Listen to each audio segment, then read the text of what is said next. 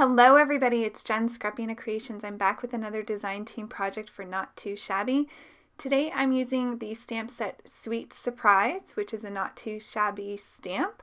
I'm also going to use MFT Hug in a Mug sentiment stamp. And this paper pad is an old paper pad that isn't available anymore. It's by Pebbles. It's called Winter Wonderland. And it really inspired the colors for my card. So although this paper is not available, you could use a similar paper. There's lots of paper pads out there that have mug images, and then you can just use the color palette from whatever paper you have to recreate this card. So while I'm coloring, I wanted to let you know that you can actually win this stamp set if you check out the Save the Crafty YouTuber video that I did earlier this month. I'll link it above in case you've missed it. You can leave a comment on that video to win this stamp set, and it is absolutely adorable. So I wanted to get this card out so you could see how cute it is colored up while you still had the chance to win it. All the details for that are over on that video, and if you missed the Save the Crafty YouTuber hop, I would suggest checking it out. There was amazing crafters on the hop. There was, I think, 99 over 5 days, so you might end up finding some new people that you'd like to watch. So I'm using pinks for the mugs, and then I wanted to use some blue tones to match the blue in the paper as well.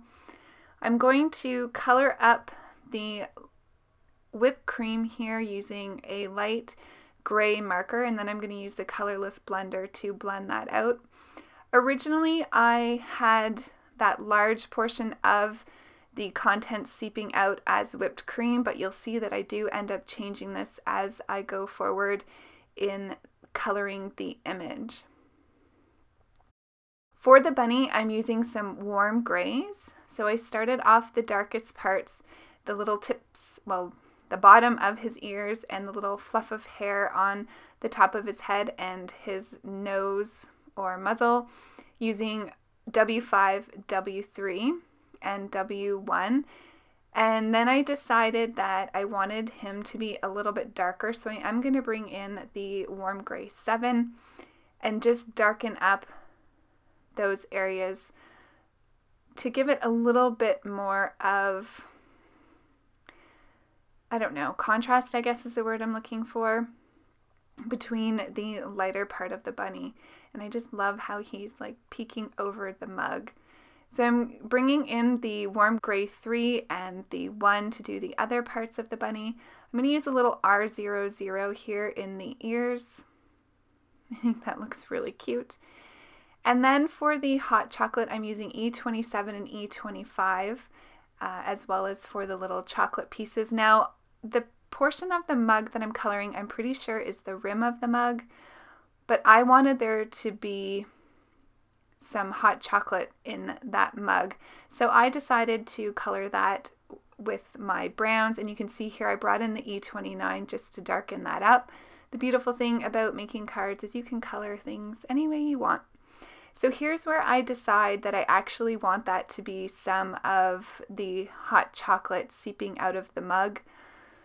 I just felt like there was too much white on the card. So that based my decision for going ahead and coloring this as the hot cocoa. So now that I have that done, I'm just going to use my craft knife here, and I'm going to cut out the inside of the cup handle, and then I'm just going to fussy cut out the image, and then I'll start putting the card together. So I'm just going to start the process here, and then we'll skip right into the card making. This image was super easy to cut out.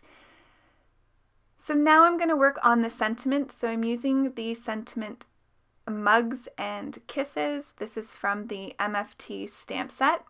This was released a couple years ago, I think, as well. I did cut out the pattern paper that I'm holding in my hand here now using a scalloped rectangle die from MFT. All the products will be linked below in case you want to check out what products I used. So I'm just trying to figure out how long I want the sentiment. I know that I want to have the mug kind of coming down in between the M for mugs and the D on the and. So I just was kind of figuring out where I wanted that.